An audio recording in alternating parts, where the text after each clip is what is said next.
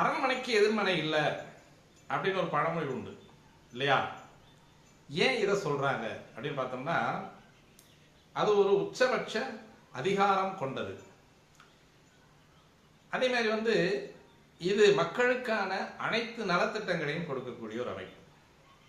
எதையுமே யாருமே அரசாங்கத்தை மீறி எதுவும் நடக்க முடியாது. அதனுடைய ஃபண்ட் கெப்பாசிட்டி, அதாவது அதனுடைய பணத்திறன் அப்படின்னு சொல்லக்கூடியது, பொருளாதாரம், மேம்பாடுகள், இது எல்லாமே மக்களுக்காக கொடுக்கக்கூடியவன் அப்படின்னு சொல்லக்கூடியது அரசாங்கம். அப்போ இந்த அரசாங்கத்துக்கு கட்டுப்பட்டு தான் நம்ம எப்பவுமே எல்லாருமே இருக்கக்கூடிய ஒரு காலகட்டம். எந்த ஒரு தன்னிறைவான மனிதனாக இருந்தாலும் அந்த தன்னிறைவு அப்படின்னு சொல்லக்கூடியது நம்ம சுய பொருளாதாரத்தில் முன்னேற்றத்தில் நிறைய வீடு வாசல்லாம் கட்டியிருக்கோம் அப்படின்னாலும் அதுக்கு எல்லாமே நம்ம வரி கொடுத்து தான் ஆகணும். எல்லாமே ஒரு கட்டமைப்பில் அரசாங்கத்துக்கு கட்டுப்பட்டு நடக்கக்கூடிய ஒரு அமைப்பு அப்படின்றது மிகப்பெரிய உச்சபட்ச அதிகாரத்தை கொண்டது அப்படின்றது அரசாங்கம்.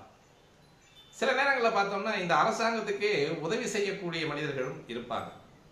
பெரிய ட்ரஸ்ட் நடத்தி அந்த ட்ரஸ்ட் அவர் காலத்துக்கு பின்னால், அவங்களுடைய குழந்தைங்க காலத்துக்கு பின்னால் அரசாங்கத்துக்கு போய் சேரக்கூடிய ஒரு அமைப்பாக இருக்கும்.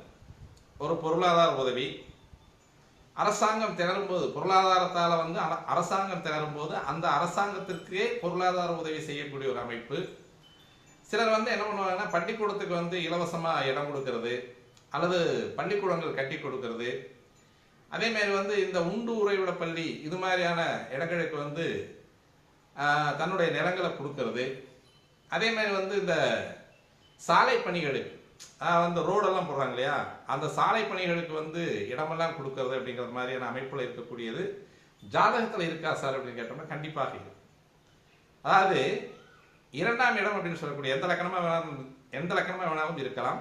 அதற்கு இரண்டாம் இடம் அப்படின்னு சொல்லக்கூடிய தனம், குடும்பம், வாக்கு அப்படின்னு சொல்லக்கூடிய இடத்துல அரசாங்க கிரகம் அப்படின்னு சொல்லக்கூடிய சூரியன் இருந்தார் அப்படின்னா இவர் அரசாங்கத்திற்கு உதவி செய்யக்கூடிய மிகப்பெரிய மனிதராக இருப்பதற்கு நிறைய வாய்ப்புகள் இருக்கு. ஏன்னா சூரியன்னா தயாளன் அப்படின்னு பேரு, கொடுக்கும் கொடையுள்ள தன்மை கொண்டவன் அப்படின்றதுனால அவன் இரண்டாம் இடத்துல இருந்தா கண்டிப்பா இந்த ஜாதகர் அரசாங்கத்திற்கு நிதி உதவி செய்யக்கூடிய ஒரு நபராக இருப்பார் அப்படின்றதுல துளியும் சந்தேகம் இல்லை.